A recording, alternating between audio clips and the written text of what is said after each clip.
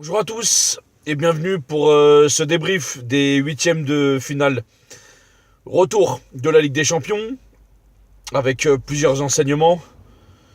Déjà, le premier enseignement, c'est que les deux meilleurs joueurs au monde, ils sont toujours là dans les grands matchs. Ils ont répondu présent, à savoir CR7 bien évidemment et Messi.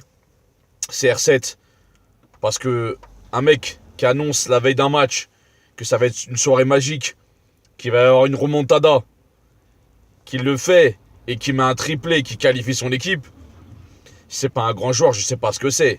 Il n'y a plus de superlatif. C'est pas qu'un athlète. Mentalement, le mec, il est exceptionnel.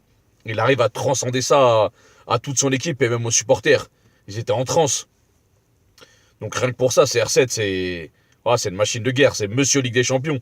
Toujours là dans les grands rendez-vous quand on a besoin de lui. C'est ça qu'il faut le reconnaître. Après, le lendemain, il y a son éternel rival. Moi, j'aime pas les mettre en opposition parce que j'estime qu'il n'y a pas de comparaison à faire entre les deux. Ils ont chacun leur style, chacun leur façon de jouer. Après, si vraiment on veut les mettre en concurrence, c'est pas sur le nombre de buts, c'est sur l'influence qu'ils ont sur leur équipe. Il y a une équipe qui joue pour un joueur et il y a un joueur qui fait gagner l'équipe. C'est complètement différent. Donc voilà, et Messi, il a répondu de la meilleure des manières. Même en jouant à 30-40%, il arrive à mettre un doublé. Il arrive à mettre deux passes décisives. C'est un génie, c'est comme ça. Il n'y a plus de superlatif. Pour ceux qui n'ont pas vu le match, qui n'ont pas vu le troisième but de Barça, faut absolument regarder. Parce que le crochet qui met Messi à Marcelo, c'est comme ce qu'il a fait à Boateng. C'est waouh, incroyable ce qu'il lui a fait. Donc je vais pas en dire plus. Lyon, ils n'ont pas existé. Après, on parlera toujours du penalty. Mais bon, pour moi, c'est un détail, tout ça. Voilà. Après, c'est le football, ça se joue comme ça. Ça veut pas dire qu'il n'y aurait pas eu 5-1, mais peut-être qu'il y aurait eu un sursis, ça aurait été différent. Après, il y a un autre tournant dans le match et la blessure d'Anthony Lopez qui leur faisait du bien, qui est un très bon gardien. Et le fait de le voir sortir, c'est vrai que ça change la donne aussi. Voilà, de toute façon, le seul qui surnageait dans le match, c'est Ndombele. Fekir déçu, Depay horrible, lui qui prétend être un grand joueur.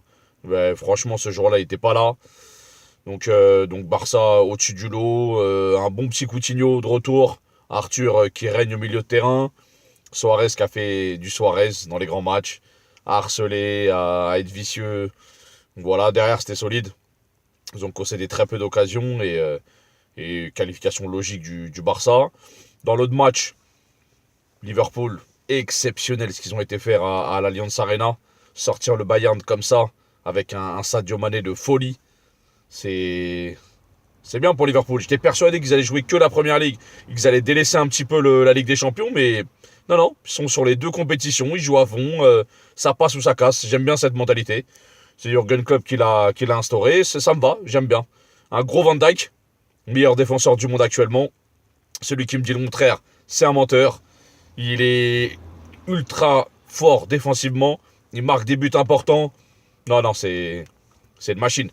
C'est un Golgoth Van Dijk, c'est quelqu'un. Donc voilà, donc qualification logique de Liverpool. Le Bayern, déception du Bayern. Pour moi, c'est comme le Real, c'est une fin de cycle.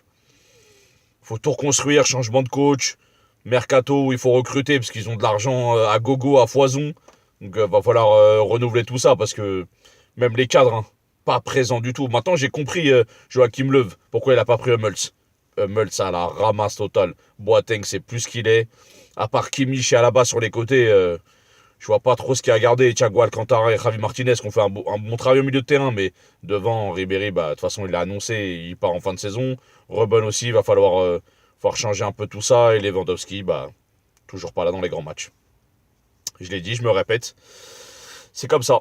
Donc les deux, Liverpool et Barça, c'est logique sur la soirée d'hier. La veille, il y a eu, comme j'ai dit, la Juve qui a créé l'exploit. Remontada, 3-0 à la maison, ambiance de folie. Simeone qui a pris une leçon tactique par Massimiliano Allegri dans tous les domaines. Et voilà, ça passe. C'est ce qu'il faut. Donc je pense que la Juve, c'est encore un des favoris. Les gens, ils les avaient enterrés un petit peu à l'aller. Moi, le premier. Je pensais que l'Atlético, ils prendraient pas de but et qu'ils allaient verrouiller derrière. Mais non, ça marche pas. À force d'être anti-football, bah tu te fais piéger à ton propre jeu. C'est beau pour le football. C'est beau pour le football. L'Ajax l'avait prouvé la semaine dernière. Donc c'est parfait. Moi, ça me va. De toute façon, si on fait un bilan, il n'y a plus de club français. Logique, la Ligue 1, c'est pas. Pour moi, c'est pas le meilleur championnat au monde. Il n'y a plus de club allemand. Ça, c'est une surprise. Je m'y attendais pas. Je pensais que le Dortmund ou le Bayern passerait. Les 4 anglais, voilà. Ça, c'est typiquement le championnat anglais. À la base, ils veulent pas jouer avec des champions, mais ils passent tous en quart. Ils sont tous les 4 qualifiés. Il reste un club italien, la Juve, un club espagnol, le Barça. Là aussi, les Espagnols qui sont dans la débandade. Il reste un club portugais, le FC Porto, qui s'est qualifié contre la Roma. Il reste l'Ajax, qui a fait forte impression, qui est une génération pétrie de talent. Et bon, on verra ce que ça donne. Tirage au sort bientôt. J'ai envie de me faire un petit kiff, un petite équipe type de la phase de retour.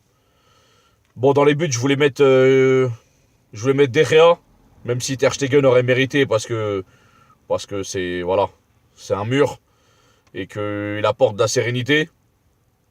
À gauche, pour faire plaisir aux supporters parisiens, j'ai mis Bernat, qui est le seul joueur irréprochable du match contre Manchester United. Dans l'axe central, une évidence, même s'il y avait de la concurrence, c'est De Ligt, le défenseur hollandais, le petit jeune, et Van Dijk, tout à fait logique. J'ai voulu assurer aussi le côté complémentaire entre les deux Hollandais. À droite, Alexander-Arnold, le futur, côté droit.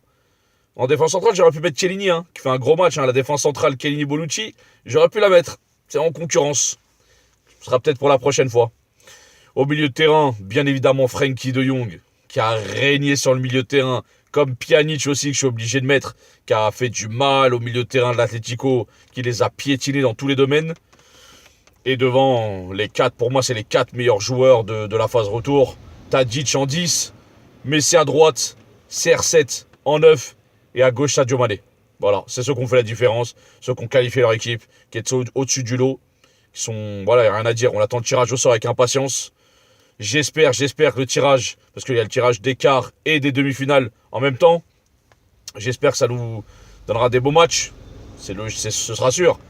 Et puis, en espérant une finale Barça-Juve, ce serait la crème. On verra ce que ça donne. Et puis voilà. Merci à tous. Rendez-vous à la fin du mois. Et peut-être pour les tirages, je ferai un petit débrief pour les tirages. On verra ce que ça donne. Pas mal ça. Allez, bonne soirée à tous.